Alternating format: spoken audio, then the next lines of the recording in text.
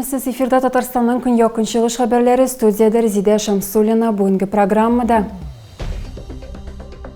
шарлавыклы буалар сулыклары созлыкка әверелмәсме? Әлмәтләрне шундый сорау борчый.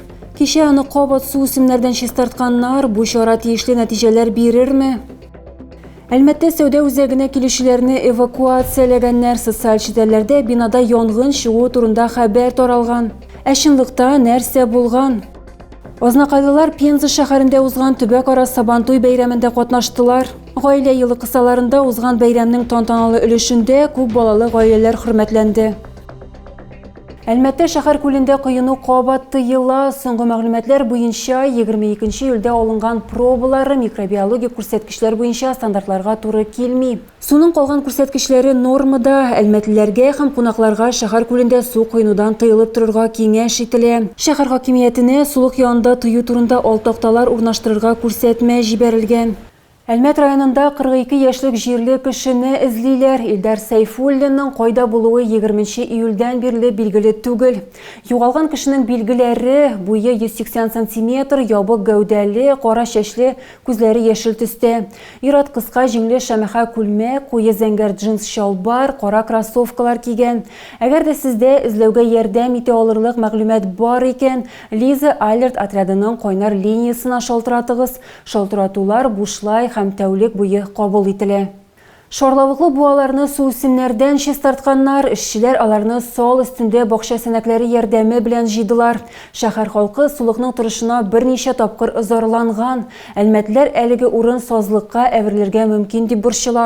Эшчеләр махсус сол өстенә менеп шарлавыклы буаларны чистартырга керешәләр. Иратлар аларны гадәти бакча сәнәкләре ярдәме белән тотып алалар. Ә сол йөзеп китмәсен өчен аны ярдан арканнар белән тотып торалар.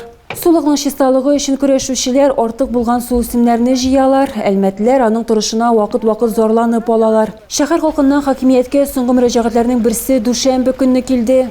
Каскад проходов у нас приходит запустение. Уже пришло, дальше некуда. Мусор, камыши, ряска. Вот такая трава. Видео язмада шарлавыклы буаларның икенче өлеше һәм визуаль яктан чыннан да бу урын күбрәк сазлыкка охшаган кебек тоелырга мөмкин. Экология департаменты директоры Марат Юлдашев агым аркасында су яңаруы турында сөйләде. Ә сазлыклар аның торгынлыгы аркасында барлыкка килә. Сулыкларны чистарту гадәттә сезонга бер тапкыр үткәрелә. Бу хакта экология департаментында хәбәр иттеләр. Ләкин аның ешлыгы үзгәрергә мөмкин. Бу һава температурасы һәм су күләме белән бәйле.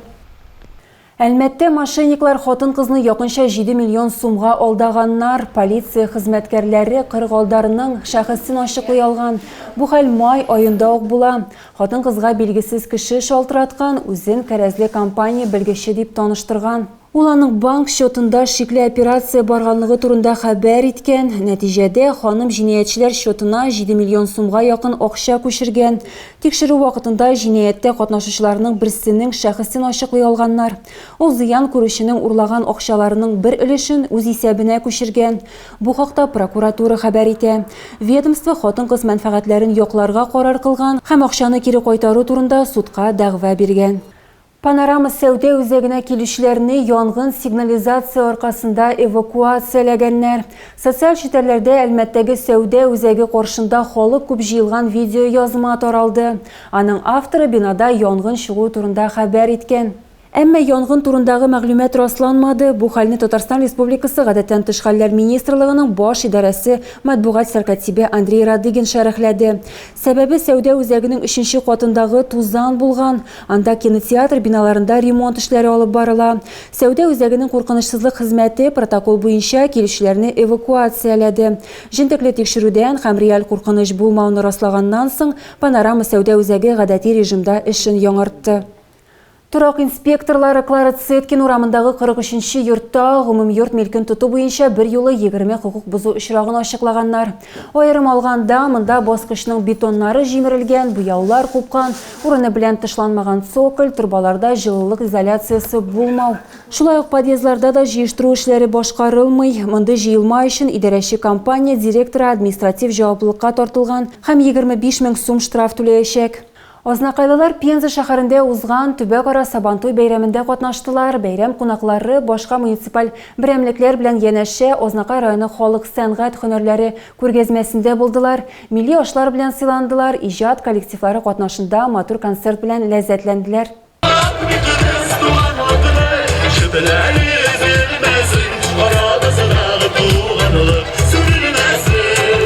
Сабантуй ул халыклар бердәмлеген, аларның гореф-гадәтләрен чагылдырган милли бәйрәм. Гаилә елы кысаларында узган бәйрәмнең тантаналы өлешендә күп балалы гаиләләр хөрмәтләнде. Авыл хуҗалыгында, сәламәтлек саклауда, мәгариф һәм мәдәният өлкәсендә уңышларга ирешкән татар җәмәгатьчелеге вәкилләрен бүләкләделәр. Җыелган халыкны Ознакай районы башкарма комитеты җитәкчесенең социаль мәсьәләләр буенча урынбасары Дамир Гыйләҗев һәм район советының аппарат җитәкчесе Айдар Халиуллин сәламләде. Татарстан Республикасы рәисе Рөстәм Миннеханов исеменнән рәхмәт хаты укып бәйрәм белән котлады. Чыннан да гасырдан артык элек Пенза авылларыннан безнең районыбызга да бер зур табун булып, бер зур коллектив булып авылга күчеп килгән Пенза мишәрләребез яши. Алар бүгенге көндә сезнең гореф-гадәтләрне, шушы җирлектәге гореф-гадәтләрне саклап, аерым бер авыл булып, матур итеп, тырыш булып яшәп киләләр. Алга таба Сабантуй мәйданының төрле почмакларында традицион татар халык уеннары, спорт ярышлары башланды. Вы давайте поддерживайте. Так, пошли. Правильно идете. Очень хорошо идете.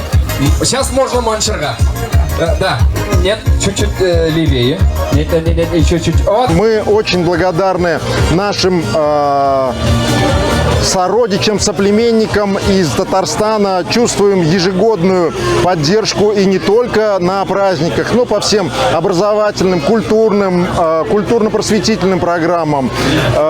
Бывая периодически в Татарстане, в разных его частях, мы приезжаем оттуда заряженными по одной простой причине. Мы видим, как развивается Татарстан, мы видим, насколько трудолюбивы и сильны татары во всех областях, в науке, в культуре, в промышленности, в экономике, особенно в сельском хозяйстве, и являются для нас примером. На мой взгляд, сегодня будет замечательный день, люди уйдут с хорошим настроением, и мы, конечно же, ждем делегацию Татарстана, неважно, какой это будет район, все районы приезжают, мы всегда рады, они всегда приезжают со своими поделками, со своей культурной программой, со своими конкурсами, что действительно замечательно и расширяет наш кругозор как минимум. Сабантуй кунаклары Ознакай районыннан килгән кул эшләре күргәзмәләре белән таныштылар, милли ашлар белән сыйландылар, иҗат коллективларын яратып каршы алдылар.